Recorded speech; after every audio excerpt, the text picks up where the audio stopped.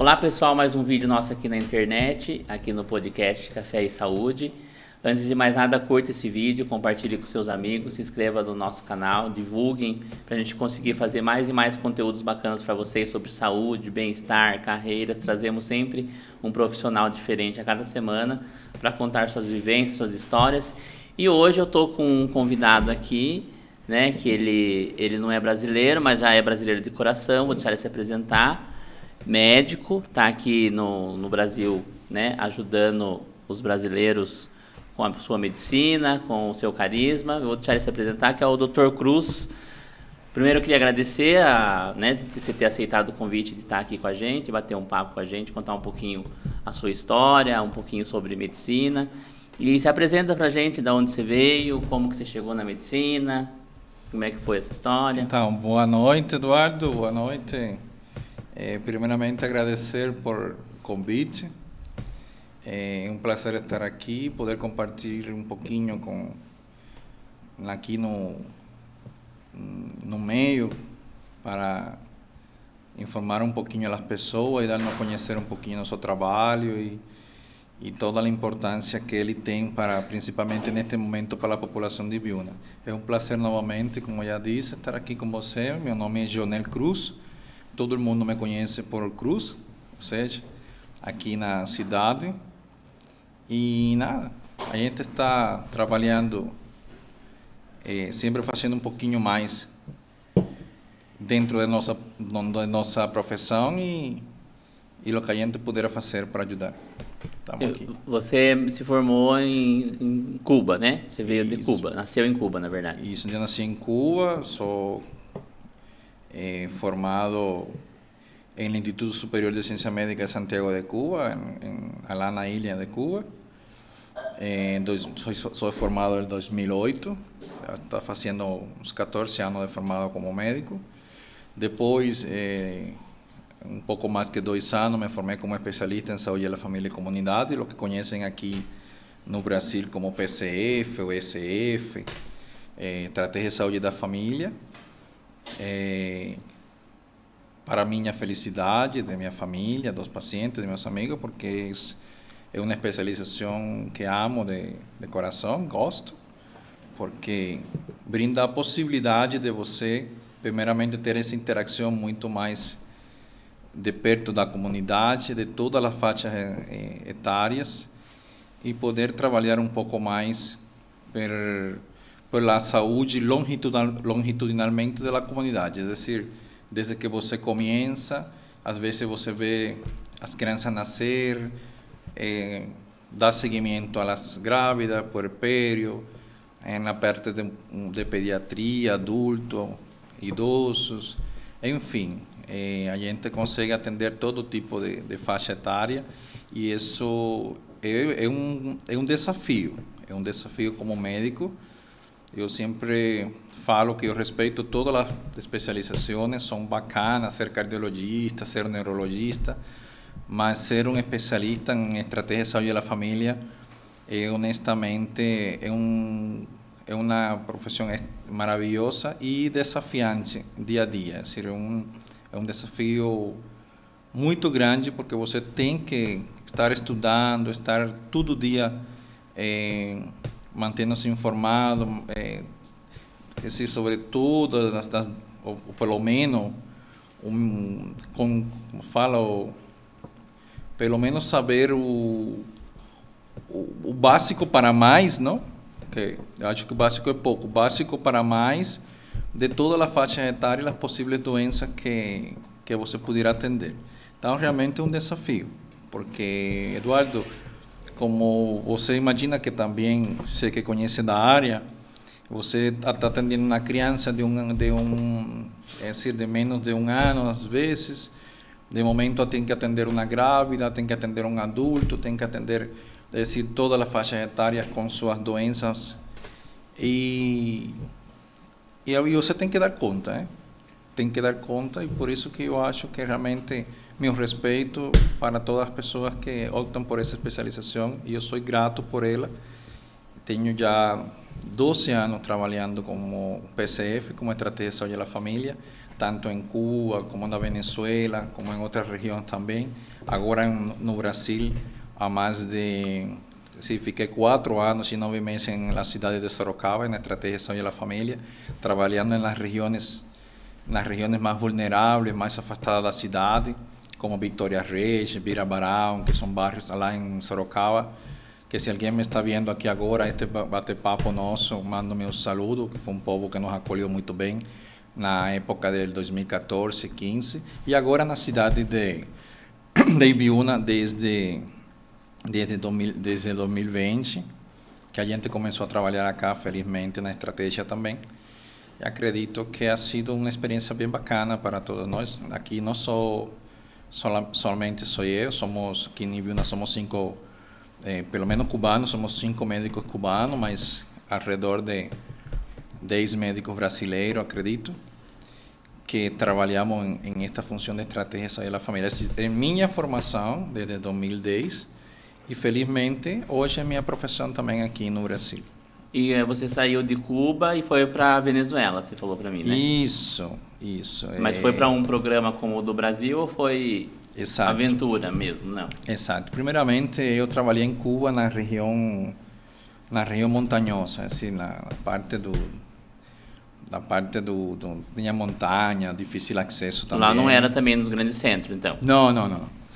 Lá eu trabalhei assim, dentro do meu estado, trabalhei na região montanhosa, na região de difícil acesso, como já disse, e onde você ficava 15, 20, 30 quilômetros das principais pistas, avenidas, onde realmente o povo precisava, entende? A gente tinha que fazer um parto 2 da madrugada, tinha que fazer muita coisa. Realmente mas é uma experiência muito boa também. A gente aprende muito, a gente consegue ajudar muita gente, porque é uma realidade. Mas depois disso, voltei para a minha cidade, e fiz especialização em estratégia de saúde da família. Me fiz especialista, e daí, terminando a especialização, fiz um pós-grado em homeopatia, fiz um pós-grado em medicina física e reabilitadora. Também trabalhei na parte de fisiatria lá na Venezuela. Depois que já tinha a especialização em estratégia de saúde da família e fiz esses pós-grados, aí teve o convite de ir a trabalhar na cidade de Valência, lá em Venezuela, não? Umas 2 horas da capital de Venezuela. Uma cidade muito bonita, muito legal, que se chama Valência. Lá trabalhei como fisiatra, fisiatra da comunidade também. Tem todo um sistema montado, conhecido como CDI, Centro de Diagnósticos Integrales, RCI, Sala de Reabilitação Integral. Todo um projeto voltado à comunidade, na época em relações entre governos de Cuba e Venezuela na época. Como o presidente Hugo Chávez estava vivo na época, que a gente chegou lá, falando no ano 2011, 12, 13, eu fiquei lá até 2014, de janeiro, em Venezuela. E a gente conseguiu também trabalhar em muitas áreas lá, não? Aqui no Brasil, os médicos que chegamos só poderia ser especialista em saúde da família ou médico generalista, não? Lá na Venezuela tinha praticamente de todas as profissões que o país precisava. Enfermeiro, tinha pessoal de imagem, professor, esportista, fisioterapeuta, terapeuta ocupacional, psicólogo, enfim. Médico da família, fisiatra, endoscopista, tinha tudo, uma estrutura que, junto com o pessoal de Venezuela, com a pessoa de Venezuela, os médicos, o pessoal de Cuba também contribuiu muito e ainda contribui com a saúde também da população venezuelana, que como muitos países do mundo também precisa muito dessa medicina lá na comunidade, lá no, como nós falamos às vezes popularmente, lá no fundão, não? Onde às vezes não chega, infelizmente, os recursos ou tanto tanto os recursos humanos como os recursos financeiros, enfim, de muitas coisas que têm a ver com, finalmente, lá na ponta, com o serviço, não? Do atendimento a essa população mais necessitada, às vezes muito mais pobre, sem acesso a uma saúde de particular ou conveniada, enfim. E então a gente fazia esse trabalho lá, acredito que é bem legal. Lá a saúde é pública, tem a saúde pública. Sim, na verdade lá em Venezuela é igual que aqui, assim, tem a saúde pública e tem a saúde privada, né? Privada. Tem lá os dois tipos de serviço. Nós trabalhamos sempre na saúde pública. Em Cuba só a pública? Em Cuba só pública. Em Cuba não existe saúde privada, não existe, não. Foi um negócio que desde 1º de janeiro del 59, quando entrou o novo governo que está hasta hoje lá, uma das coisas que, vamos falar assim, da doutrina, das primícias do governo era ter uma saúde na educação pública sem intervenção da parte privada, né? E até hoje funciona assim, dessa maneira. Mas voltando a Venezuela e lá, voltando a sua pergunta, se lá é pública e privada, as duas, os dois serviços. Aí lá na Venezuela você recebeu o convite de vir para o Brasil, ou você voltou para Cuba primeiro? Então, Eduardo, lá na Venezuela, em finais de 2013, eu recebi um convite lá para continuar trabalhando. Ou seja, já meu contrato estava terminando, mas graças a Deus a gente conseguiu fazer um serviço como fisiatra comunitário. Tínhamos serviços de reabilitação de boa qualidade, com as salas de reabilitação com todos os aparelhos, para a parte de agente físico e kinesioterapia, todo certinho, toda uma equipe que ia desde Cuba, não? A gente ia em equipe completo. E sim, só que em 2013, aí ao final eu recebi, como te falei já, para continuar lá. A gente teve um bom trabalho esse ano e foi escolhido, tal. Mas depois, já no finalzinho de 2013, estava a situação do Brasil, que com aquela per capita que tinha menos quantidade de médicos por cada 1000 habitantes, enfim, um estudo que foi feito no Brasil na época, em 2013. E aí eu recebi convites para vir a trabalhar ao Brasil, não? Ao Brasil. Lógico, muitas pessoas acham que era pegar o médico e trazer para cá. Não é assim realmente. Tinha todo vamos falar assim, uma espécie de currículo para você vir para cá na época. Tinha que ter facilidade com a língua, tinha que ser médico graduado no mínimo há 3 a 5 anos, tinha que, se era possível, tinha que ser especialista em saúde da família já, tinha que, lógico, estar com saúde física, mental, emocional, ter um currículo bom, enfim, tinha uma série de ter trabalhado em outros países, que isso ajudaria também o pessoal acha que pegaram um avião e foram lá buscar vocês e trouxeram aqui, né? O pessoal acha que foi assim só. Não, para nada, não é assim que funciona. Infelizmente tem muitas pessoas que ainda acham que é assim, mas não é assim. Inclusive até porque quando a gente chegou aqui, já lá cá no Brasil, eu lembro que pelo menos eu cheguei em março de 2014 acá, entrei por Fortaleza. Aqui a gente ficou em Fortaleza, éramos um grupo de praticamente 2.000 médicos na época, não? Dessa equipe que chegou, não? Desse time, vamos falar assim. A gente ficou em um hotel lá, que não vou falar nome, não? Mas, por certo, fomos muito bem atendidos, muito bem acolhidos por pessoal de allá de Fortaleza. Um hotel na beira da praia, mas não vou falar nome. E allá a gente ficou aproximadamente 3 semanas estudando um pouco de legislação, estudando um pouco de epidemiologia, estudando um pouco de português, porque a gente praticamente veio sem falar praticamente nada de português.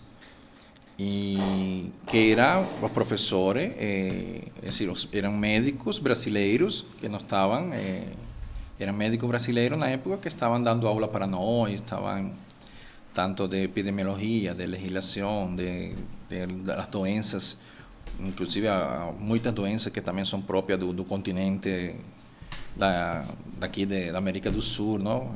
Do Brasil, porque tem doenças que realmente a gente em nosso país nunca viu, ou em outros países que a gente já esteve, né?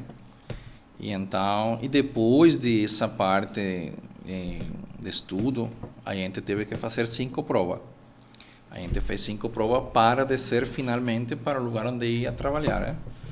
Eu lembro que foram 3 provas de medicina e 2 de português. Inclusive, quem reprovava não ia para nenhuma parte. Quem reprovava tinha direito a outra chance, tinha que passar outros dias mais em outros cursos e depois repetir a prova. E aí, desse jeito, conseguia ir para outro estado, já finalmente, não a trabalhar, porque, por exemplo, eu saí de Fortaleza, vim para o São Paulo, mas em São Paulo a gente continuou em curso preparatório em São Paulo, na capital, e depois a gente foi, por exemplo, a um grupo X, que fomos para a cidade de Sorocaba, e lá também a gente ficou aproximadamente 3 semanas em curso preparatório específico, sabe? Da situação epidemiológica, de saúde, enfim, da cidade e da região de Sorocaba. Bueno, todo mundo sabe que Sorocaba é uma cidade um pouco maior, aproximadamente 700.000 habitantes, com uma região que uma abrangência de mais de 30 municípios, aproximadamente, por aí. Então, tem uma situação já específica, epidemiológica, e uma situação de saúde da região, né? E aí a gente também participou em vários estudos, encontros que a gente fazia, eu lembro, perto da prefeitura de Sorocaba, e depois, finalmente, foi que a gente foi aos bairros a trabalhar, não? No caso meu, já finalmente a assumir nosso trabalho, não? Mas vocês não escolhiam para que região vocês iam? Não. Foi escolhido pelo programa? A gente não escolhia. Ninguém escolhia, ninguém sabia, ninguém escolhia. Foi assim. Eu lembro que a gente ficou os 2.000 médicos lá em Fortaleza, em um anfiteatro, em um salão, né? Que tinha o hotel. E aí eles foram distribuindo, né? Segundo as necessidades do país, onde precisava, para todo o país, desde o norte até o sul, do leste ao oeste, independentemente. Eu, felizmente, tive a oportunidade de chegar aqui a São Paulo, que é uma cidade que eu acho maravilhosa, não? Todo mundo sabe a importância que tem São Paulo para o país, do ponto de vista social, econômico, do ponto de vista de saúde, de epidemiologia, enfim, de infraestrutura. E aí, depois, fui indicado para a cidade de Sorocaba, onde a gente foi acolhido muito bem pela população de Sorocaba. Ao princípio, não vou falar mentira, né? Ao princípio teve alguns que outros preconceitos, algumas que outras xenofobias, algumas que outras coisas por aí, que se médico estrangeiro, que se era médico, que se não era médico, né? Mas, felizmente, para nós, isso nunca foi uma barreira, um impedimento para nós fazer o que realmente gostávamos de fazer, que era atender a população. E, felizmente, hoje, logicamente, depois de 5, 6, alguns médicos já têm 7 anos de atendimento acá no Brasil, hoje é outra realidade, felizmente. Hoje é outra realidade em relação à opinião pública nacional, à opinião pública local. Hoje é outra realidade que a gente também agradece, a gente é grato por a opinião que hoje o povo tem, por o jeito que sempre nos trataram, como nós fomos acolhidos. Por exemplo, eu sempre falo especificamente da cidade de Sorocaba e da cidade agora há quase 2 anos em Ibiúna, né? Foi maravilhoso, realmente. Eu só tenho que elogiar, parabenizar e ficar grato primeiramente com Deus e depois com o pessoal daqui da Secretaria da Saúde de Ibiúna. Posso mandar Pode, fica à vontade. Aí mandar meus complementos. Quando a gente chegou, fomos muito bem acolhidos por a enfermeira Priscila, que até hoje está à frente da saúde aqui, principalmente dos médicos do programa Mais Médico e da atenção à saúde da comunidade. E então, só agradecer o acolhimento dela e do pessoal. Agora um pouco mais recente, da Fabiana, entendeu? Que sempre estão pendentes do nosso trabalho, do nosso dia a dia, e que a gente sabe que pode contar com elas em qualquer situação, em qualquer momento. E bueno, de todo o pessoal que sempre nos acolheu, sempre nos tratou muito bem, as próprias UBS, entende? As enfermeiras que a gente já teve. A população adotou vocês, né? Adotou, sim. Eu vejo que, principalmente os lugares, até assim, a gente fala às vezes, gera um pouco... Eu tenho uma boa relação com os colegas médicos, mas infelizmente no Brasil, a maioria dos médicos estão concentrados nos grandes centros, né? Infelizmente ainda. Há lugares no Brasil que os médicos não chegam por vários motivos, remuneração baixa, enfim. Sim. E vocês foram de norte a sul do país, né? Quando o programa começou e supriu um pouco essa falta, né, que tinha do profissional, então a população passou a vê-los de uma forma diferente, né, do que foi no começo, por causa que você falou do preconceito, e, né, por conta que vem de fora e tudo, e depois foi um casamento que deu muito certo pelo tempo que durou. Graças a Deus, né? realmente.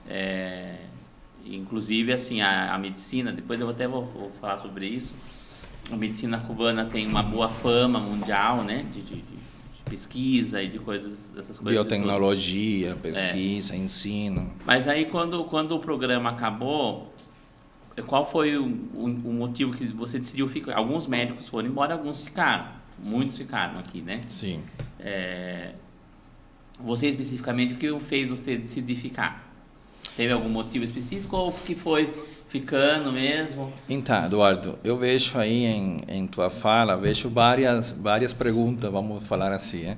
Primeiramente, é importante falar de que o Brasil aproximadamente tem hoje 210 milhões de habitantes.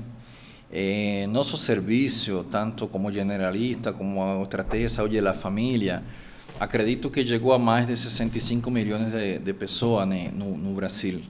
Isso representa, se fazemos um cálculo matemático, aproximadamente 30% da população. Ainda eu acho que é pouco. Ainda eu acho que o Brasil precisa focar mais na estratégia de saúde da família, por lo que falei anteriormente, por essa diversidade, por tudo o que a gente consegue fazer na saúde da família. Sabemos que 80% dos problemas da comunidade, da população em geral, devem ser resolvidos na atenção primária da saúde, não? Que como o senhor sabe, é a porta de entrada do sistema, a porta de entrada do SUS, que é a estratégia de saúde da família, em conjunto com outros serviços, como os CAPs, como esses outros serviços, mas principalmente a estratégia de saúde da família focada lá na ponta que já falamos da UBS, não? Como falam vocês aqui, UBS. Então, isso é por essa parte para deixar muito claro assim, o que realmente, vamos falar assim, a pequena coisa que conseguiu a estratégia. É só uma pequena coisa. Imagina, atender 30% da população do país. Eu acredito que é uma vitória, e a gente tem que ter isso muito claro. É uma vitória do SUS, é uma vitória do país, é uma vitória da população, que foi, no final, quem mais se beneficiou com isso. E é uma vitória nossa, como médicos estrangeiros, felizmente, trabalhando aqui no Brasil, um país que em 2013, 2014, realmente tinha uma per capita de médico em essas populações das áreas mais periféricas, logicamente, que não tem nada a ver a per capita de médico que tinha por cada 1000 habitantes nas grandes cidades como São Paulo, como Rio, como Curitiba, sei lá, entre outras, não? comparado con las periferias, inclusive de las mismas grandes ciudades y de las ciudades principalmente del Nordeste. Es una realidad en ese sentido. Por outra parte, seguindo o gancho de que você estava falando da medicina no meu país, todo mundo me pergunta assim: ai, Cruz, que tem de bom em teu país, que tem de ruim? Eu seria um hipócrita se falaria que a economia do meu país, por exemplo, seria boa. Não acredito que seja boa. Mas também seria um mentiroso e um hipócrita se eu falaria que os serviços públicos do meu país são totalmente ruins. Tem suas falhas, como todo serviço. E com certeza que eu acredito que o país tem que melhorar muitas coisas. Mas os programas sociais como a saúde, a educação, o esporte, a cultura, a segurança, eram dos pilares e sempre foi uma coisa que esteve vamos dizer assim, na delantera, na parte boa do país. E indo ao que a gente está em discussão hoje, que é a saúde, acredito que sim, principalmente no ramo da biotecnologia, da pesquisa, mesmo com um país com poucos recursos, porque todo mundo sabe que Cuba é um país em subdesenvolvimento, com poucos recursos, ha desarrollado várias na tecnologia. Por exemplo, nós temos, inclusive, eu sempre falo, puxa, eu gostaria que o Brasil tivesse essa possibilidade de ter esse convênio com Cuba em relação à biotecnologia. Por exemplo, nós temos uma vacina muito boa para evitar a amputação em pacientes diabéticos com complicações como pé diabético. Nós temos uma vacina que é Beprop, excelente vacina, com uma eficácia espetacular, comercializada em mais de 50 países do mundo. E, infelizmente, o Brasil não tem acesso a ela, por exemplo. Everprop, lembra esse nome? É uma vacina espetacular, maravilhosa, que infelizmente não chegou nunca ao Brasil. A vezes não entendo nem porquê, com as excelentes relações que sempre o Brasil teve diplomaticamente com Cuba. E o pé diabético é um puto de um problema, né? E o pé diabético é uma situação impressionante que acaba muito com família, além dos prejuízos que tem para a família, para a pessoa, para o Estado, para o serviço de saúde, por o tempo que gera de internação, por o tempo que gera depois quando a pessoa tem, infelizmente, alguma amputação, todo o transtorno que do ponto de vista da família, pessoal, laboral, financeiro, enfim, todos sabemos realmente o difícil que é ter uma pessoa com uma amputação por um pé diabético que possivelmente em outro cenário poderia haver sido evitado, por exemplo, com essa vacina que tem uma eficácia espetacular, realmente muito boa. Mas, enfim, é um tema, um desabafo aqui, não, de algo que eu gostaria muito que existiera essa combinação, esse convênio, não? Como agora o caso do Covid com a vacina, é uma coisa que eu penso que na saúde não deve existir fronteira, não deve existir limite, não deve existir às vezes essas barreiras que impedem que um país possa de alguma maneira ajudar ao outro, né? Humanamente, é uma coisa que é um direito do ser humano, não? Como fala aqui eu falo nossa porque eu me sinto brasileiro, além disso já sou naturalizado brasileiro, graças a Deus. Como fala a nossa Constituição, não? Da Lei 8080, a saúde é um direito do Estado e um dever de todos. Então, mas seguiremos desde nossa pequena campo de batalha, seguiremos lutando por melhorar cada vez mais a saúde e o bem-estar do povo. Mas nessa área que você está, o que mais se faz é isso, né? Eu fiquei curioso para perguntar uma coisa para você que me veio na minha cabeça agora. Você nunca se interessou, ou já se interessou e depois passou, em trabalhar no Mais Médicos? Sim. Mais Médicos não, desculpa, no Médicos Sem Fronteira. Sim. Inclusive me identifico muito, sempre falo que é uma das coisas que quero fazer. Inclusive eu estou inscrito, eu me inscrevi no programa Médicos Sem Fronteira, principalmente no ano 2018, não sei se você ficou sabendo, que aqui no Brasil no ano 2018, para finais, assim, outubro, novembro, tinha aproximadamente 9.000 médicos cubanos ainda. Anteriormente tinha mais, mas já tinha sido substituído, alguns programas, enfim. E tinha aproximadamente 9.000 médicos cubanos aqui no Brasil. O que aconteceu? Em novembro de 2018, aconteceu uma situação diplomática, vamos falar assim, entre o sistema de saúde de Cuba com a Organização Pan-Americana de Saúde e o Brasil e o sistema de saúde do Brasil, o governo do Brasil na época, e então foi fechado o contrato do Mais Médico com os cubanos, principalmente não, foi fechado o contrato com os cubanos.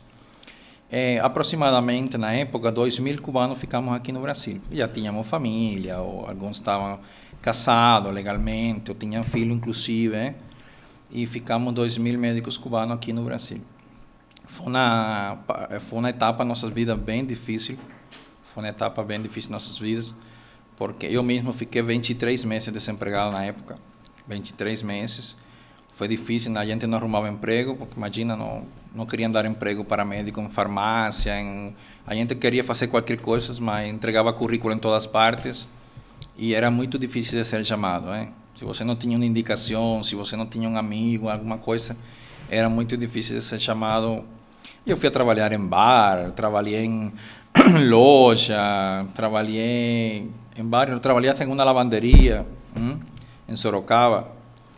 E que é bom, não? É bom conhecer várias coisas na vida, mas também é difícil aceitar que realmente a gente passara por aquela condição quando realmente tinha tantas pessoas, desculpe, tinha tantas pessoas em aqueles bairros mais marginais que a gente trabalhava na época, precisando de nosso serviço. E nós, às vezes, fazendo outros serviços, que não vou falar por respeito, precisando daqueles médicos e não fazendo outros serviços, e éramos mais de 2.000 cubanos na época. Felizmente, em 2020, por uma lei que foi feita aqui no Brasil, no Congresso, de autoria do senador Confúcio Moura, e, logicamente, assinada por o presidente Jair Bolsonaro na época. Nós, felizmente, depois de 23 meses, conseguimos voltar ao programa e conseguimos voltar a fazer o que a gente gosta, o que a gente estudou, o que a gente se esforçou e o que a gente continua esforçando-se por ser cada dia um pouco melhor, com os estudos, com o autoestudo, com os cursos, enfim. E até agora, que então a gente, aí foi quando, felizmente, eu consegui voltar ao programa, só que já não na cidade de Sorocaba, por a questão de vagas, enfim, essas coisas. E sim aqui, felizmente, na cidade de Biúna, uma cidade que não conhecia, nunca tinha vindo para cá, não conhecia. É uma cidade que hoje eu vejo como minha cidade também, e que me acolheu muito bem. Não posso falar outra coisa, como eu falei anteriormente, fui acolhido aqui no posto central quando a gente chegou, na época por a enfermeira Priscila, foi uma boa acolhida. E aí, na época, chegamos 5 médicos cubanos aqui, que até hoje estamos trabalhando. Mando meus saludos para eles, a doutora Clara, o doutor Sérgio, a doutora Jamilis, a doutora Yanileide, que são médicos que estão fazendo um excelente trabalho nas comunidades, Lajadinho, Paruru, Paiol Pequeno. Eu mesmo fiquei 15 meses lá no bairro de La Resaca, uma população maravilhosa, excelente. Trabalhei 15 meses lá, que realmente sempre levarei comigo para sempre a população de allá, o povo da Resaca, um povo excelente, acolhedor, maravilhoso, no qual aprendi muito com as pessoas que trabalhei lá. E depois, agora, já estou trabalhando mais acá para Posto Central, UBS de Morro Grande, Os Pintos. E aproveito, não vou falar nome para não ficar feio se fica alguém por fora, mas aproveito para mandar meus saludos, meus complementos às pessoas que trabalham com a gente lá, porque a gente não trabalha sozinho. E é importante deixar isso muito claro. Eu eu, na verdade, comentava contigo na vez anterior que a gente se viu, a importância de... Água. Obrigado. A importância para nós de... Tem o Tá. açúcar. Eu comentava para ti, Eduardo, a importância que tem o trabalho em equipe, inclusive em nossa formação como médico, nossa experiência como médico na comunidade, a importância que tem uma enfermeira experiente, por exemplo, como felizmente eu tive lá em Cuba quando me graduei, uma enfermeira experiente, e aqui no Brasil também.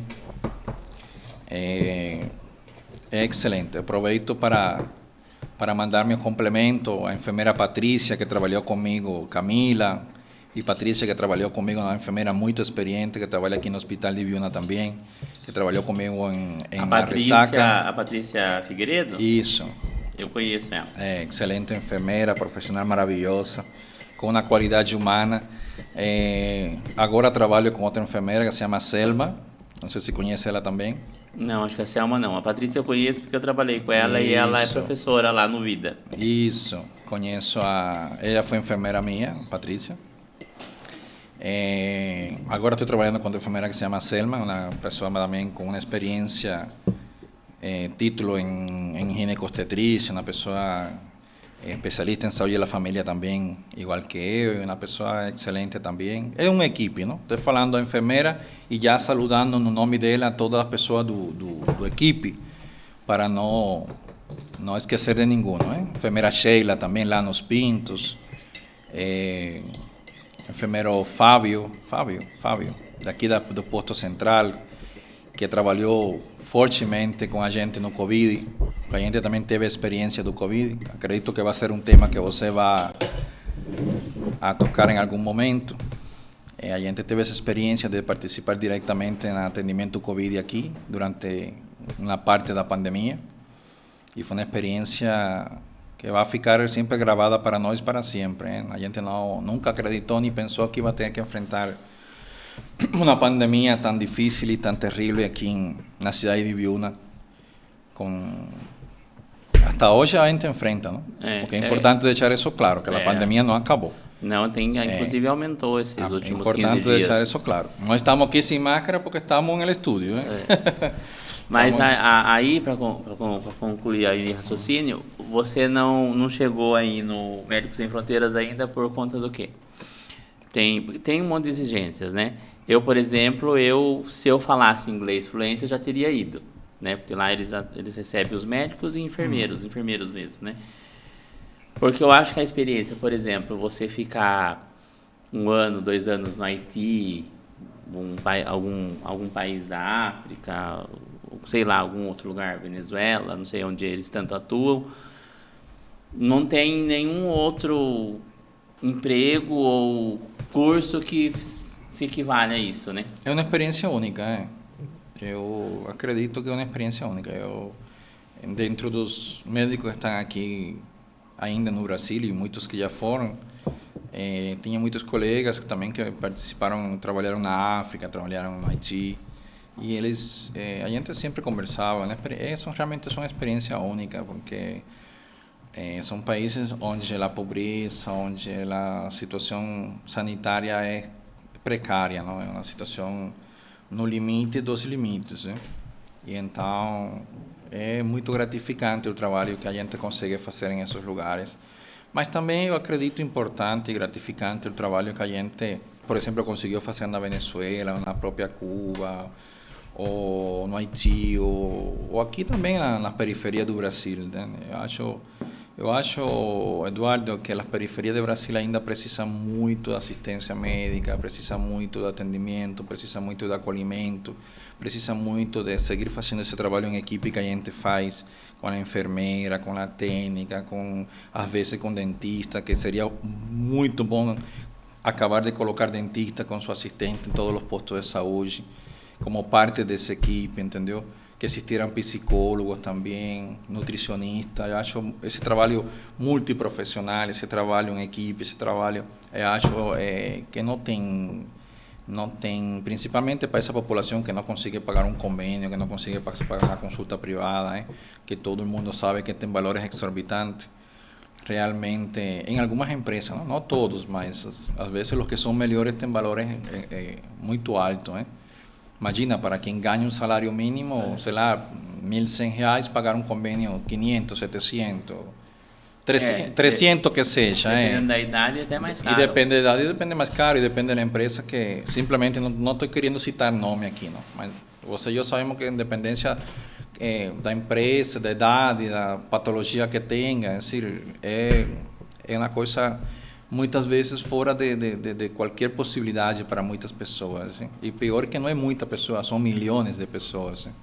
Mas como já falamos, como já explicamos aqui, conseguimos chegar ao redor de 60 milhões, 65 milhões de brasileiros, e acredito que em algum momento o país, que com certeza a Sociedade Brasileira de Saúde da Família, o próprio Conselho Federal de Medicina, a própria Associação Brasileira de Medicina, está focando cada vez mais na medicina de família, na estratégia de saúde da comunidade, porque realmente é o caminho. É o caminho que tem países desenvolvidos como o Canadá, que muitas pessoas acham, infelizmente, que a medicina da família é medicina de pobre, ou é medicina para pobre, ou é medicina de má qualidade. Infelizmente, ainda temos que, a vezes, escutar essas coisas e realmente, sem falar mal de nenhum outro serviço, porque logicamente que precisamos de hospitais de nível secundário, de nível terciário, de instituto, a gente precisa de tudo isso. Mas não podemos esquecer, a gente não pode esquecer nunca aonde começa o nível de assistência, que é na atenção primária, na atenção da comunidade, na atenção primária, lá no Ribeirinha, na Amazônia, lá no bairro aquele que ninguém, entendeu? Que ninguém vai, por exemplo, aqui o Ibiúna é um município muito grande, um município talvez dos maiores do estado de São Paulo, aproximadamente 1.000 km², entendeu? E então precisa muito. Ainda eu acredito que Ibiúna precisa investir muito mais em UBS de qualidade, com equipes montadas, entende? Com infraestrutura, né? A infraestrutura é muito importante, porque não adianta você também ter um profissional lá se você não tem como resolver a situação de um paciente, entendeu? É um tema essa parte daí é um tema muito grande. É um tema extenso. É que na verdade as pessoas elas pensam que a ideia de saúde coletiva, a saúde da comunidade é uma ideia do Brasil, do SUS, mas países de primeiro mundo como a Alemanha, a França, sim. Existe e é funcionante, né? Nós temos países, a Alemanha, por exemplo, eles mandam até no sistema deles, eles mandam até babás para mães que com recém-nascidos, do governo. O governo vai, tem ajuda para os idosos. Sim, como não. Né? Então são a população mais vulnerável, né? A população mais vulnerável, porque as pessoas, a Itália, tenho amigos que estão na Itália, a Itália tem uma estrutura de atendimento à população, porque as pessoas, né, o Brasil ele tem a mania de se espelhar somente nos Estados Unidos, onde não há esse tipo de atendimento.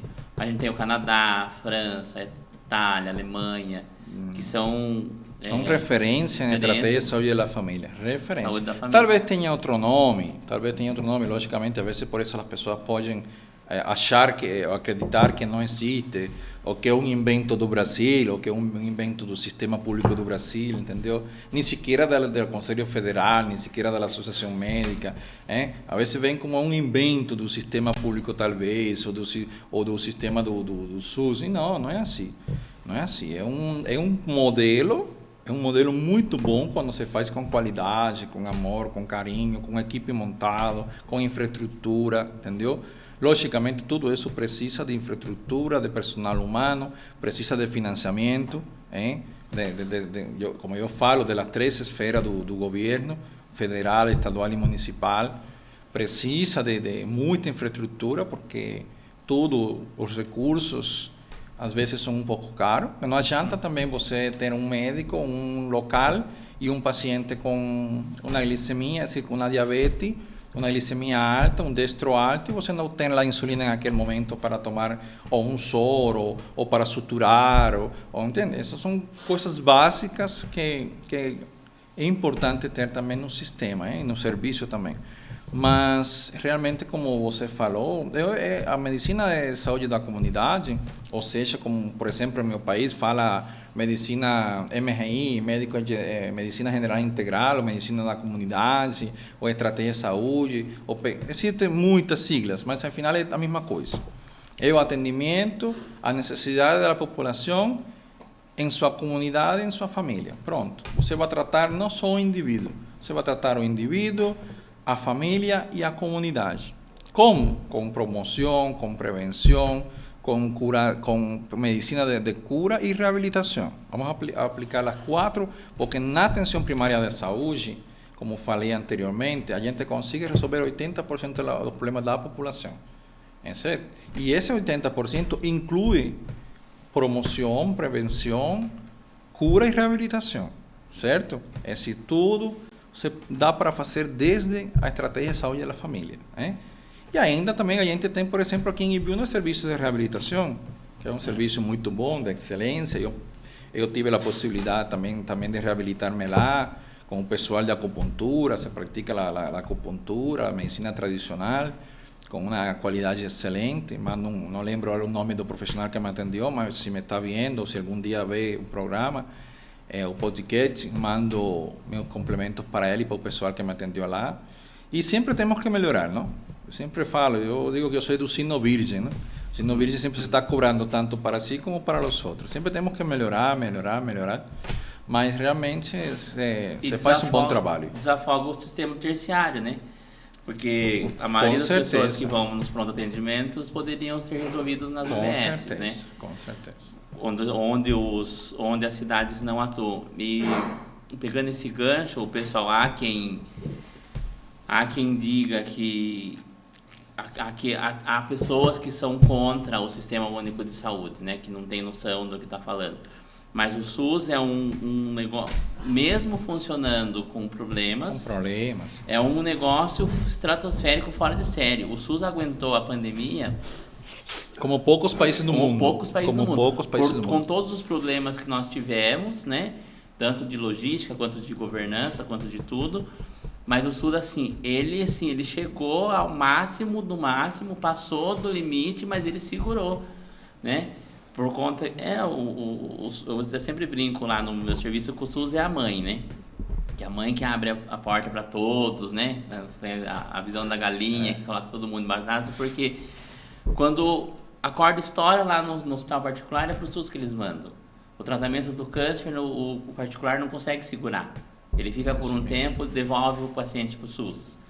Algumas doenças infecto-contagiosas tem que tratar no SUS, porque você não tem a disponibilidade da medicação. O SUS tem todos esses programas. Os programas. Então, assim, a gente sempre foi uma das referências de imunização em massa, né? Com todo o atraso da vacina, ainda a gente conseguiu cobrir uma boa parte da população.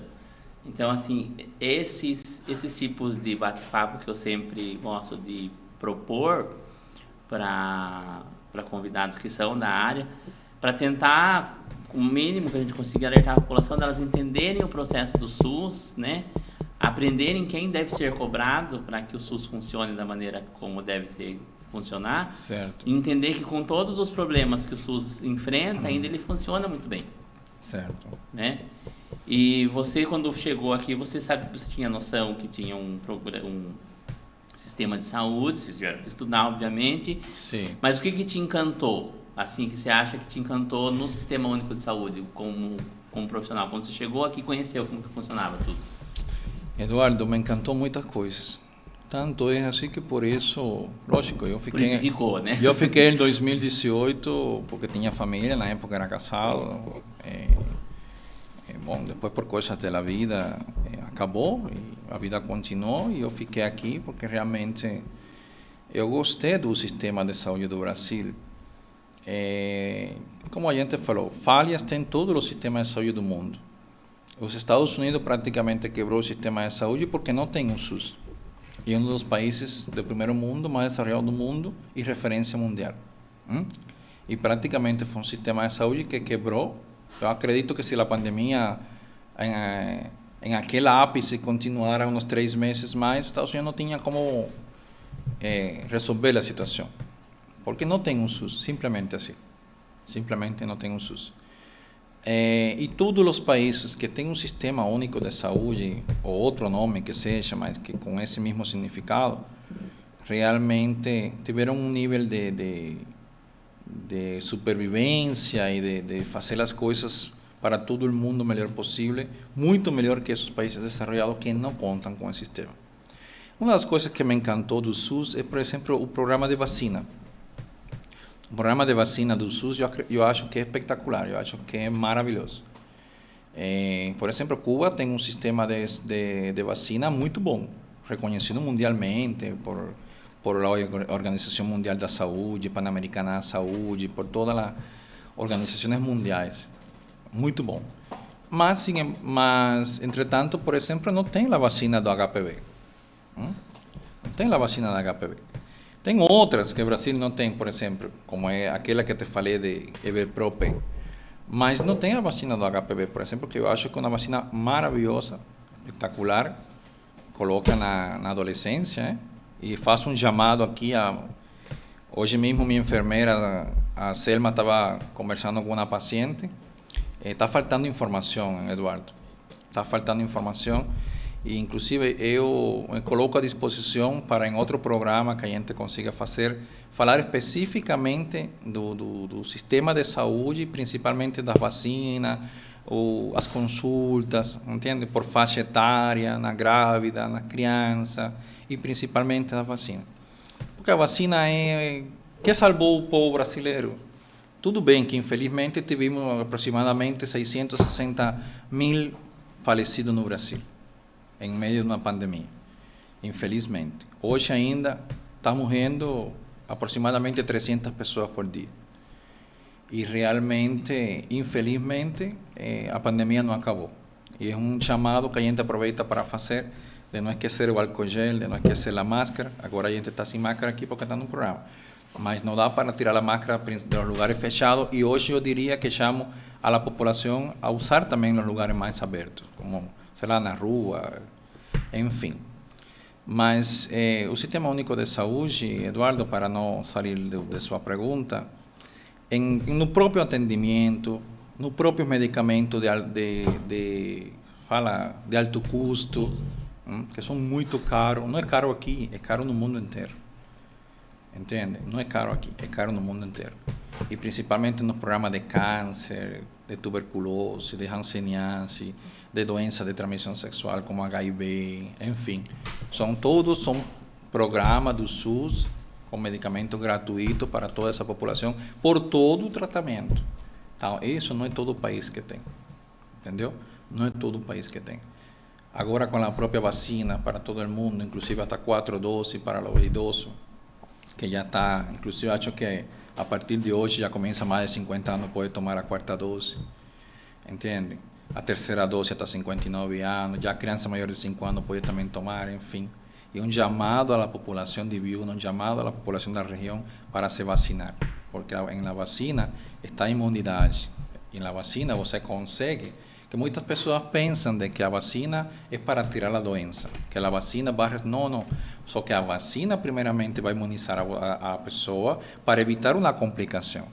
E está funcionando. E funciona, a vacina funciona. Tá fazendo lá no PA, a vacina funciona. É uma coisa, não podemos sair dessa lógica. A vacina funciona, a máscara funciona, o álcool gel funciona, sim, funciona. Porque, com certeza, que se o país não tivesse tomado essas medidas, hoje a gente não estivesse falando de 600 mil falecidos, com certeza tivessem falecido muitas pessoas mais, entende?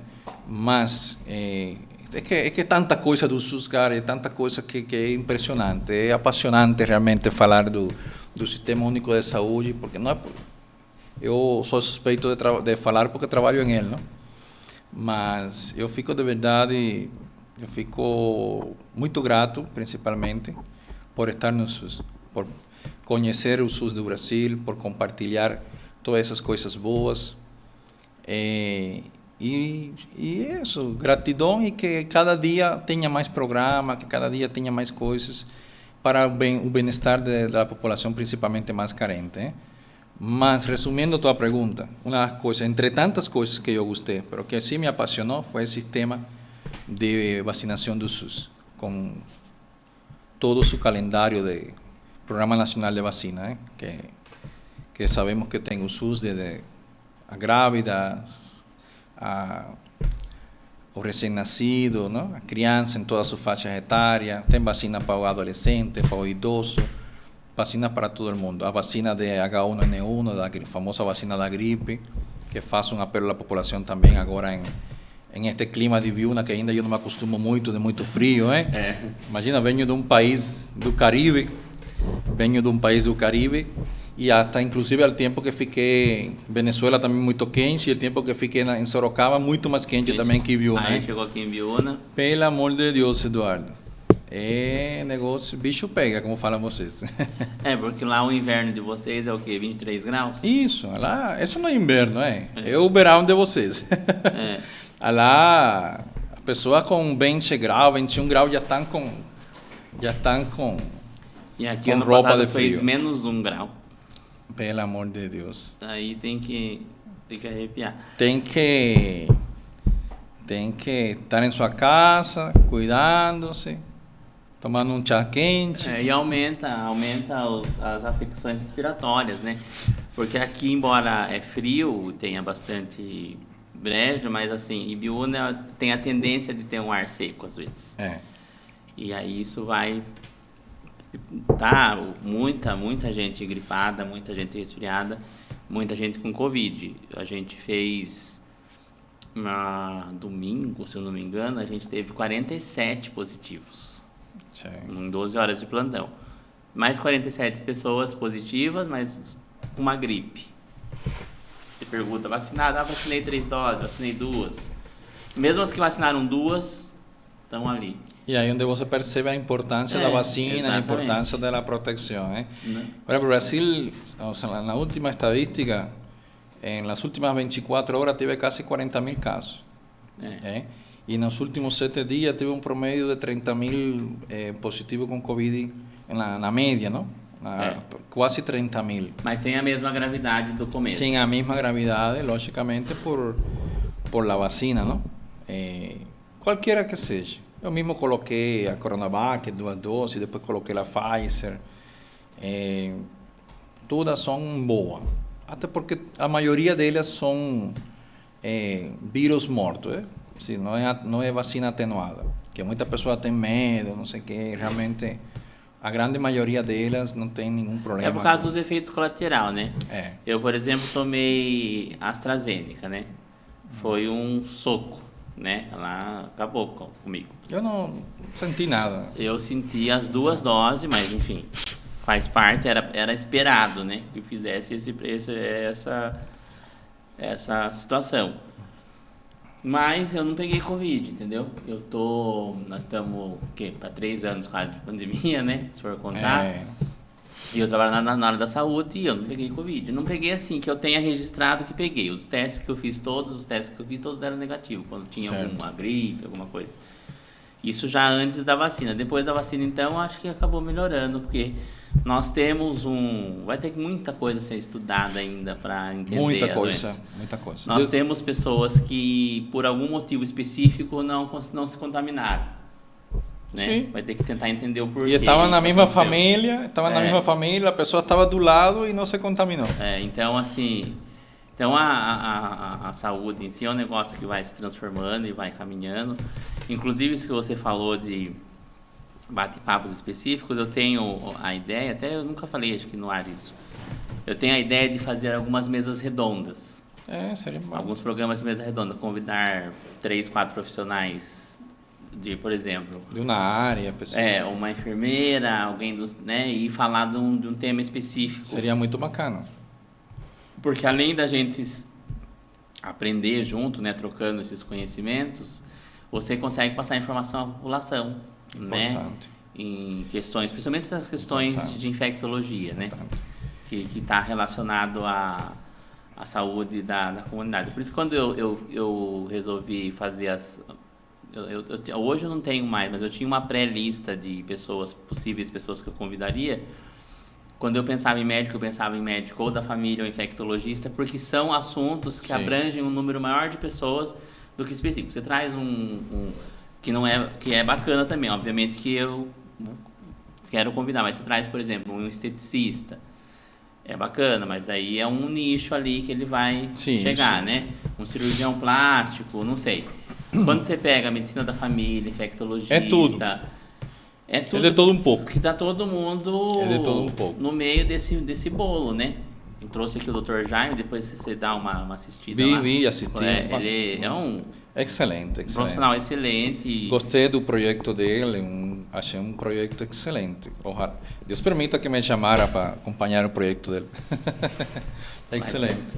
Aí a gente consegue abranger mais pessoas, né? Porque a ideia inicial que a gente teve é essa de...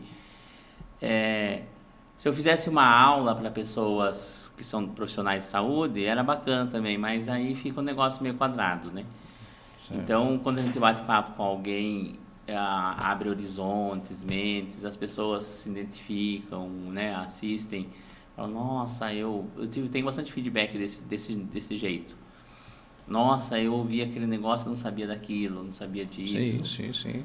Entendeu? Sim, como é o papo que a gente tinha. Muita pessoa acha que os médicos estrangeiros chegaram ao Brasil só a trabalhar. Não é assim que funcionou. Entendeu? Inclusive, depois de todas essas provas, a gente, para legalizar-se, teve que passar por o processo de revalidação. Que é um tema à parte, um tema bem complexo, toda uma série de provas, de etapas, enfim. Isso. Que é muito, para o médico, tanto o brasileiro que estuda fora, como o estrangeiro que chega aqui, é um processo de legalização interessante, mas complexo, né? Porém, a prova do brasileiro que estuda fora é a mesma? É a mesma. A mesma que você fez? É Instituto de Pesquisa, não? INEP. É a mesma prova de INEP para todo mundo. O brasileiro que estuda fora e o estrangeiro que quer trabalhar aqui no Brasil. E você acha que o brasileiro que estuda fora ele tem um pouquinho mais de vantagem já por falar a língua nativa? Com certeza, com certeza. Porque quando você analisa a prova de INEP, por exemplo, a prova da manhã, como eu falo, que é objetiva de 100 questões, que já foi de 110, agora é 100 questões, tem muito enfoque, tem muitas perguntas, que se você não tem um domínio assim muito claro do português, o raciocínio, o pensamento, às vezes pode ir por outra parte, não? Quando você não tem aquela destreza, aquela coisa de saber a própria língua de português, né?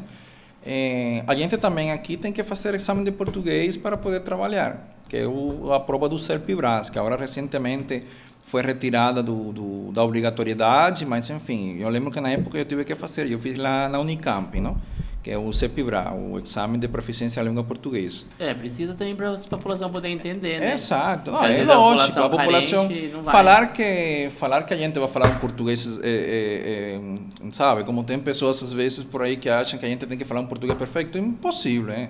Até porque vocês têm um sotaque que eu acho espetacular, você tem um sotaque, tem toda uma história, tem toda uma língua, entendeu? Como a gente que nasceu em outro país, tem a mesma coisa que se você vai trabalhar em meu país, né? Não vai ser muito fácil você falar perfeitamente como as pessoas de lá. Tudo bem que eu acho que a pessoa não pode ser conformista, a pessoa tem que ir atrás, tem que tentar estudar. Mira, agora mesmo, nesses dias eu estou estudando português. Nesses dias estou estudando português, forma verbal, advérbio, substantivo, adjetivo, entende? Porque acho que isso é importante na hora de você redactar, de você fazer um encaminhamento, entende? É um esforço particular de cada pessoa, entende? Mas falar perfeitamente, eu gostaria, eu acredito que algum dia talvez, mas a gente pelo menos consegue comunicar-se. E sempre ter aquele cuidado de quando, por exemplo, eu atendo um paciente que, hoje mesmo eu atendi lá no Morro Grande, e a gente às vezes atende pessoa um pouco mais idosa, um pouco mais leiga, e é importante você falar, você tem alguma dúvida, você entendeu o que eu falei, entende? Ter aquela paciência, aquele cuidado, repetir se é possível, entende? Por isso que eu falo que a medicina não pode ser uma consulta de 10, às vezes nem de 15 minutos, né? é escutar o paciente, é examiná-lo, é ver os exames, é fazer retornos, indicar as coisas, tratamento, é muita coisa com um paciente para ter uma consulta minimamente de qualidade. Aproveitando o gancho de consulta, eu não queria sair do programa sem parabenizar, honestamente, porque acho que é uma coisa que infelizmente às vezes fica um pouco assim por baixo. Talvez não seja a palavra mais exata em português, mas eu gostaria sim parabenizar todo o profissional da saúde, todo o pessoal da saúde daqui de Ibiúna, do país em geral, não? Mas vou falar de Ibiúna, que foi onde eu trabalhei em meio da pandemia, do Covid, e que ainda a gente consegue trabalhar, mas teve uma etapa que a gente trabalhou especificamente em consulta de Covid, para muitas pessoas que com certeza que estão vendo o programa, com certeza vão reconhecer nosso trabalho lá, e eu sei que a população reconheceu muito isso, o próprio sistema de saúde, mas eu, como médico, como Dr. Cruz, gostaria de reconhecer a todos os colegas, tanto de enfermagem, o pessoal de limpeza, o pessoal do cafezinho, os enfermeiros, entendeu? O pessoal de farmácia, em geral, todo mundo que trabalhou na pandemia, porque todo o que trabalhamos lá, al igual que muitas pessoas, como aqueles que trabalham no ônibus, de aplicativo, enfim, a farmácia, enfim, pero todo esse pessoal que trabalhou diretamente com a população, como com a população doente, que tinha muitas vezes a doença, o vírus do Covid. Tá? Eu que gostaria, porque não podemos, e em todo espaço que a gente esteja, e em todo momento que a gente se possa pronunciar, tem que mandar, sim, nossos parabéns para todos esses colegas médicos, enfermeiros, como já falei, de todas as áreas que ficaram em essa linha de frente, porque muitos colegas nossos também morreram, muitos colegas ficaram sequelados. Eu mesmo tive Covid aqui em Ibiúna, eu mesmo tive Covid e foi uma situação desesperadora. Imagina você em um país que não tem família, entendeu? Na época, e pegar aquela doença que você veia tantas pessoas morrendo, inclusive jovens. E graças a Deus, graças às pessoas que me ajudaram, que realmente a gente está aqui, não? A gente foi na frente, venceu. Eu acredito que todos nós somos vencedores, porque foi uma etapa muito crítica, foi uma etapa muito difícil, e que cada vez que você chegava àquela consulta e você colocava toda aquela paramentação, você sabia que era um dia mais que estava cuidando daquelas pessoas, salvando vida, mas também estava arriesgando sua vida. Qualquer erro poderia ser fatal. Tanto na paramentação, como no atendimento próprio, qualquer erro poderia ser fatal. Nós ficamos sem, um tempo, sem EPI, tinha pouco EPI, mas 2 anos indo embora com medo, de pegar eu tinha chegar à casa e passar para alguém, todo aquilo foi uma luta muito forte. Esperemos agora nessa terceira onda que está infelizmente por aí, esperemos que não chegue com essa força. Não, tenho certeza que não vai chegar, por lo que já falamos da vacina, tenho certeza que não vai chegar, mas os cuidados não podem diminuir. Não pode esquecer, depois de tudo que passou, acho que a população não pode esquecer do que a gente passou, do que muito eles passaram. Triste. Eu acho que as pessoas que não dão importância, é uma falta de empatia, por caso não morreu ninguém da sua família. Pessoas morreram sozinhas no quarto, um quarto de UTI, porque não podia conversar. Muito duro isso. Enfim. Eu perdi 2 grandes amigos aqui. Minha amiga Eliana de Sorocaba, com 42 anos, uma grande amiga, perdi ela com Covid. Perdi a minha avó. Sua avó estava lá. Minha avó estava em Cuba, eu não consegui nem participar do velório, nem do enterro, porque imagina, eu não tinha na época não tinha nem avião entrando, nada, todo fechado. Ele ficou internado uma semana, enfim, lá, e só fiquei assistindo alguns vídeos, alguma coisa, não tive nem a possibilidade de ficar com ele nos últimos momentos. Hoje lá em Cuba, da sua família, está quem? Meus pais. Seus pais, tios, enfim, porque minha irmã também trabalha em outro país. Minha irmã está em Catar, também trabalhando na saúde, pessoal da saúde também, trabalhando em Catar. Mas principalmente... Ela está mais longe, né?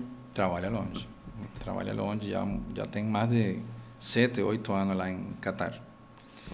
Mas principalmente meus pais, que tenho muita vontade de trazer eles para cá. Estou em essa luta aí faz já um bom tempo. A ver se Deus permite. Mas eles topam vir de boa ou só vão ser mais resistentes? Não. Eles estão já para vir, porque já são vários anos separados, já, entendeu? E já meus pais estão... Eu falo assim, semi-idoso, né? Porque para mim, uma pessoa de 60 anos, honestamente, eu vejo muita pessoa de 60 anos que fazem de tudo, né? Acho que a idade, às vezes, está em outras coisas. Mudou, né? As pessoas hoje com 50, 60 estão... Hoje eu falava isso para uma pessoa assim. Hoje uma pessoa de 60 anos, já a gente quase que não fala mais que idoso, né? Tem gente que nem gosta, né? Tem 60 anos e imagina, não considera idoso. Fica ofendido às vezes. Idoso só com 80 para frente. E aí você, como foi a sua experiência com a Covid? Na verdade, assim, na época eu trabalhava numa clínica particular, então assim, a gente conseguiu ter um ambiente mais controlado, né? Mas assim, eu tinha medo o tempo todo. Eu moro sozinho, mas assim, meus pais moram na cidade vizinha. Eu tinha medo de passar, né, para meus pais, para alguém que eu conhecesse e para os nossos pacientes também que não estavam, que eram idosos, né? Eu sou da emergência, né? Eu trabalho com emergência desde que eu me formei, mas eu fiquei 4 anos afastado da emergência porque eu estava gerindo uma instituição de idosos, né? Entendi. Eu resolvi aceitar esse desafio, uma coisa que não tinha nada a ver com a minha carreira, e deu muito certo. Só que a gente tinha um ambiente controlado, né? Por ser particular. Então não tinha entre sai e tal, mas mesmo assim a gente teve casos, né? Teve 2 óbitos, eu acho, mas eram pessoas bem debilitadas. A maioria dos casos foram bem assintomáticos, mas eu tinha muito medo de eu saber que eu fui responsável por ter levado para alguém de lá de dentro, ou numa ida até a casa da minha mãe, que não tinha como ficar. Nos primeiros 3 meses eu não fui, mas não tinha como mais levar, né? Para minha mãe, para meu pai, meu sobrinho. Eu tive... Foi tantas fases, entendeu? Teve a fase que eu tinha medo de eu mesmo adoecer, daí eu vivia com o oxímetro no bolso. Depois eu tive que parar eu tive que esconder o oxímetro um pouco para não ficar na paranoia, entendeu? Daí eu colocava no dedo, daí eu acho que eu prendia a respiração sem perceber, daí caía para 94. Aí eu falava assim, nossa, aí subia para 97, entendeu? Aquelas paranoias, né? As pessoas às vezes acham que a gente não... Assim, o pessoal da saúde, às vezes, quem mais sofre com a própria doença, né? Eu falo que a outra pessoa dá uma gripe e tudo bem, dá uma gripe para nós e a gente... Não, a gente tinha, né, eu tenho uma colega que trabalha comigo hoje, que ela pegou, né, Covid. E ela falou que ela ficava assim, imóvel, para não fazer esforço respiratório, e ela se encheu de hidrocortisona. Imagina. Porque, né, tipo, para não cair a saturação. E teve um monte de coisa. O Tom trabalhava comigo na época na clínica também. Ele tem um monte de coisa. E ele achou que se ele pegasse, ele ia morrer, né? Por ter problemas crônicos já, né? Problema respiratório, né? Tal. Asmático. Daí ele falava o tempo inteiro, viu? Se eu pegar, eu morro, mano. Se eu pegar... A gente caiu na paranoia muito fácil, cara. E muito assim, fácil. E acho que pegou, nem sabe se pegou, mas não morreu. Tanto que tá ali atrás da câmera. Não fez teste? Nós fizemos vários testes, né, Tom? Só que, assim, porque cada alarde que dava, cada alarme falso que dava, a gente fazia teste, entendeu? Eu falei que eu tava igual ator da Globo, sabe? Que tem que fazer teste antes do programa. Assim. Todos os testes que eu fiz, eu tenho rinite, assim, esse clima de Biúna frio é péssimo pra mim, entendeu? Só que, infelizmente, não consegui morar numa cidade quente até hoje e fazer o quê? Todos os Mas seguiremos lutando por Biúna. Sim, por enquanto estamos povo aqui, de Biúna, porque... Mas o frio judia. Ontem eu falava para o doutor Sérgio, um colega meu, que é o doutor de Lajadinho, mando um abraço para ele, que neste momento deve estar em uma live, colaborando com vários colegas que vão a prestar a prova do INEP. e estamos em um projeto também aí para ajudar a materializar esse sonho que de muitos médicos, principalmente de cubanos que estão aqui lutando, porque nosso contrato também deve fechar, não? E então a gente realmente não sabe muito como vai ser nosso futuro, hein? Mas temos fé em Deus e confiança no governo brasileiro e confiança no sistema de saúde que vamos a continuar colaborando com essa população e tendo nosso emprego. Vão passar no Revalida todo mundo. Então, se Deus quiser, estamos lutando por isso. É um projeto que estamos fazendo, encabeçado por Dr. Sérgio, para que todos os colegas também consigam passar o mais rápido possível, porque tem que fazer isso.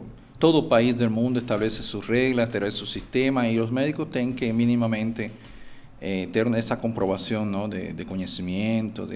Às vezes eu acredito que uma rivalidade não, como falo, uma rivalidade às vezes não mede, como em português, medir, não?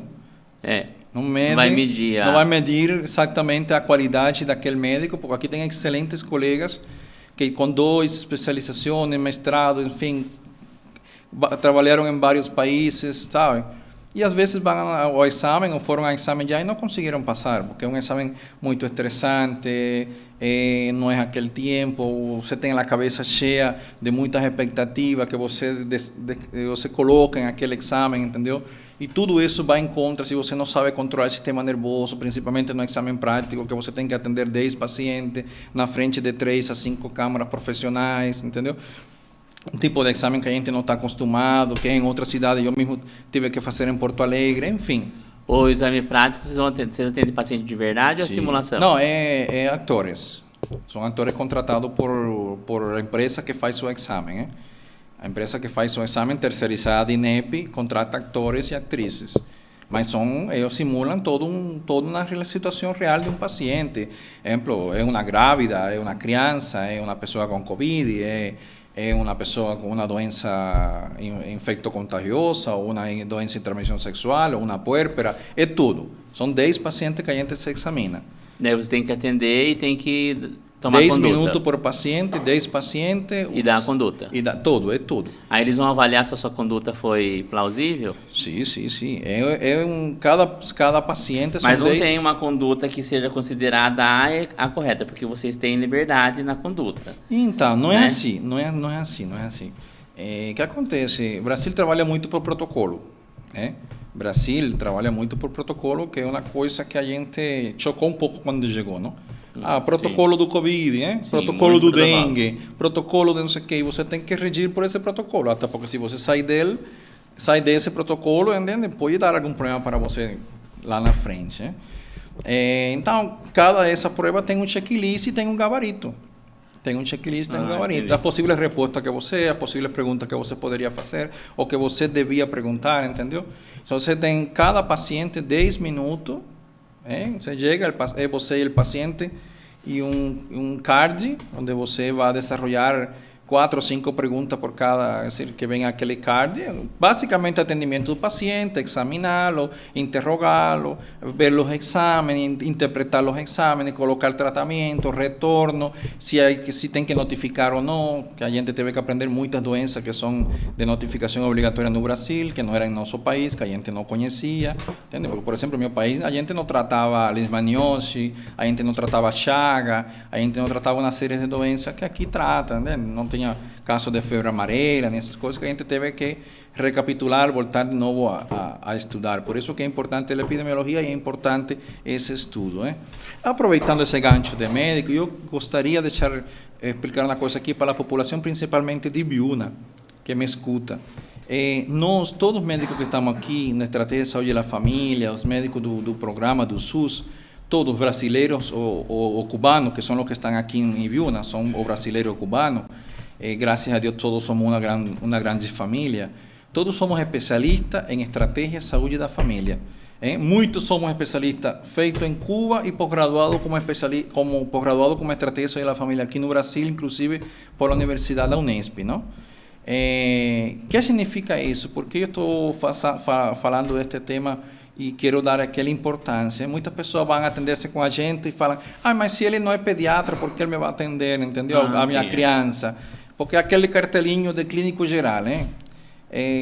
Por conceito, clínico geral é o médico que acaba de graduar-se, que terminou a faculdade, ainda não começou a residência, enfim. Todos nós, e até para tranquilizar um pouco a população de Biúna, nossos próprios pacientes, que eu sei que já esse conceito mudou muito, mas ainda tem pessoas que ficam um pouco, às vezes, por falta de informação.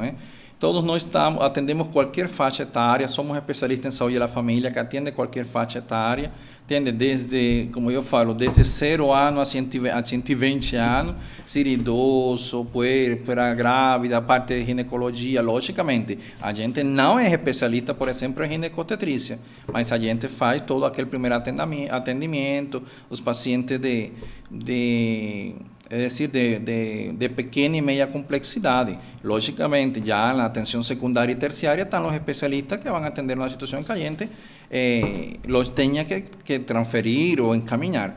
Mas é importante que a população fique tranquila, que se vai a um posto de saúde, hoje em Ibiúna e vem um médico cubano, brasileiro, todos somos especialistas em saúde, em estratégia de saúde da família, e estamos capacitados para atender qualquer faixa etária dessa população.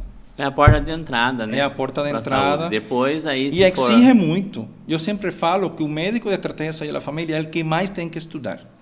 Porque, como já falamos aqui várias vezes, a gente tem que saber um pouquinho de tudo, ou mediamente de tudo, entendeu?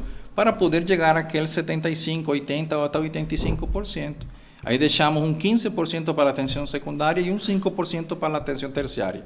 E assim, mais ou menos, fecha o atendimento no Brasil e praticamente em qualquer parte do mundo que tem estratégia de saúde da família, como falamos anteriormente, Canadá, Alemanha, Itália, esses países que são desenvolvidos e que desenvolvem muito bem a estratégia de saúde da família, que, honestamente, eu espero que o Brasil continue aprofundando em fazer mais especialistas em estratégia de saúde da família, abra mais residência, dê mais oportunidades, porque realmente é uma especialização que ajuda muito a população, é fascinante, muito boa quando, sobretudo, se faz de coração, tá?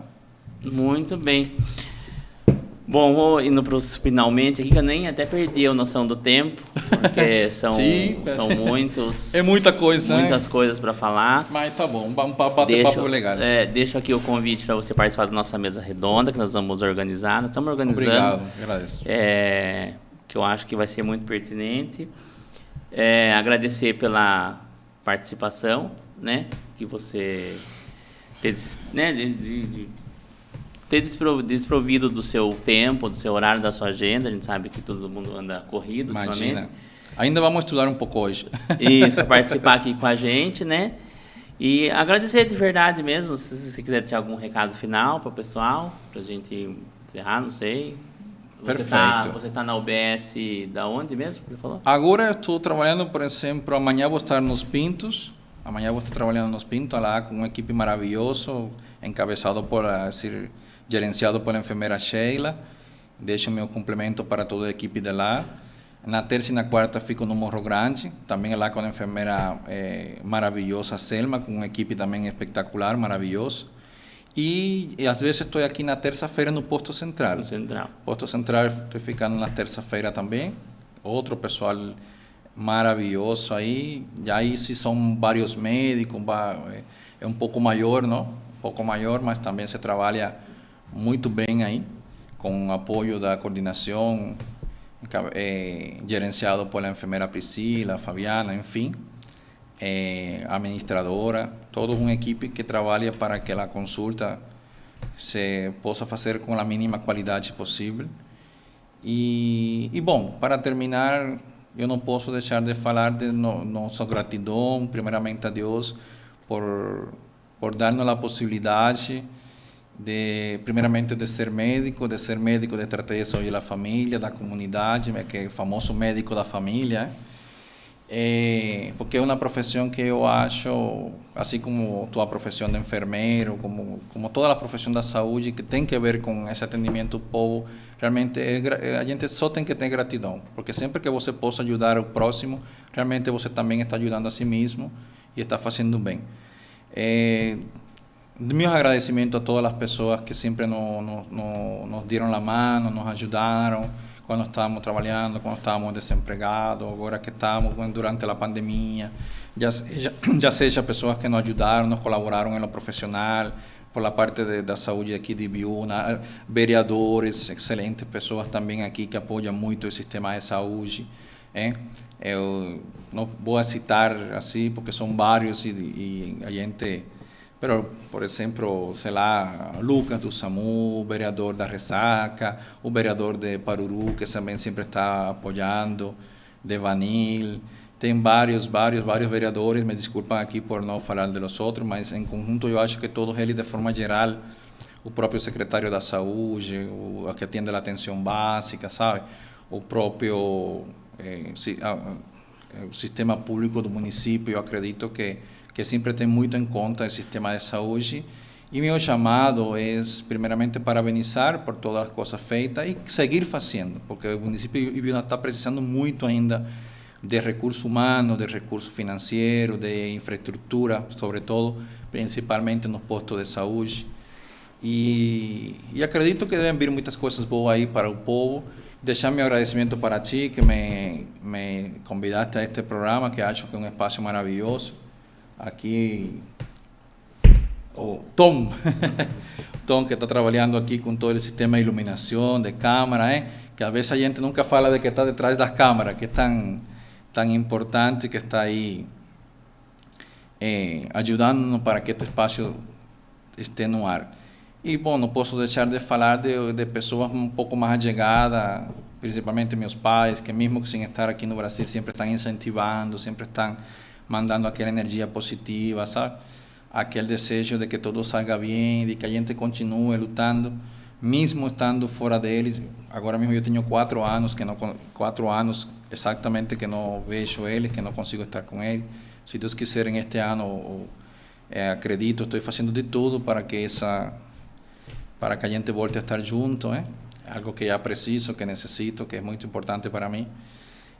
Pessoas maravilhosas também que he conhecido no transcurso de minha estadia aqui em Ibiúna, depois que saí de Sorocaba, principalmente aqui em Ibiúna, a família Camargo, especificamente a Silvia, que é uma pessoa maravilhosa, que me dá muito apoio, me ha ajudado muito. Se me está escutando, eu mando um grande beijo, um abraço para ela, que é uma pessoa que também trabalha também por o bom do povo de Ibiúna, na educação, enfim, mas que sempre dá um apoio, uma solidariedade e uma mão para a gente poder ficar em pé, porque a gente não consegue nada sozinho. É uma coisa que é importante, é uma mensagem que eu quero mandar, entendeu? A gente tem que estar junto, unido, porque na união está a força, certo? A gente não consegue nada sozinho. A gente precisa de um amigo, a gente precisa de uma companheira, a gente precisa de uma amiga, a gente precisa de um bom líder, a gente precisa de um bom amigo, a gente precisa de muitas pessoas, sabe? A gente precisa de nossos pacientes, a gente precisa de nossos colegas. E então, sem tudo isso a nosso redor, sem tudo isso a nosso redor, sem a família é um pilar importantíssimo, em todas partes que a gente esteja. E família é simplesmente aquela pessoa que está a tu lado, que está contigo, que te brinda uma taça de café, que está contigo em la bom, em la ruim, e sobretudo que te ajuda a ir sempre para adelante e não a desistir. Porque para ninguém é um secreto que é difícil estar em um país sozinho e em algum momento não pensar em desistir. É difícil. Meio de pandemia, desempregado, muitas coisas, por exemplo, que eu sei que passaram muitos colegas, e que eu passei, mas a gente não desistiu, a gente ficou firme. E essas coisas sempre, eu sempre falo que nossa principal recompensa vem do Criador, vem de Deus, para todas as pessoas que lutam sempre por lo positivo, por lo bom, por as coisas boas para o próximo, que sempre vai revertido em si mesmo, tá? Então é isso, é dar só gratidão primeiramente a Deus, gratidão a essas pessoas importantes que te falei, E gratidão a ti por estar aqui nesse programa. Acho que já falamos muito já. Não, eu que agradeço e o pessoal. Tom, tem que fazer uma edição aí. Falamos muito, hein? Faz uma edição aí, mas tudo bem. É um papo gostoso. Desculpa aí, porque realmente eu não nasci no Brasil, não tenho um português nativo. Prometo que vou seguir melhorando cada vez mais. Mas é isso. A gente está feliz por estar aqui, por estar ajudando, por ter pessoas do lado maravilhosas, por conhecer pessoas como você. Eu não sei se você, em este caso, seria uma palavra um pouco popular, não? E assim é isso. E você, gostou? É isso aí. Pessoal, curta, compartilhe, né? Se inscreva no canal, que por semana favor. que vem tem mais vídeos, né? E sempre, toda semana, a gente tem o nosso encontro aqui. E até semana que vem. Até, pessoal. Um abraço para todos aí. Que Deus abençoe.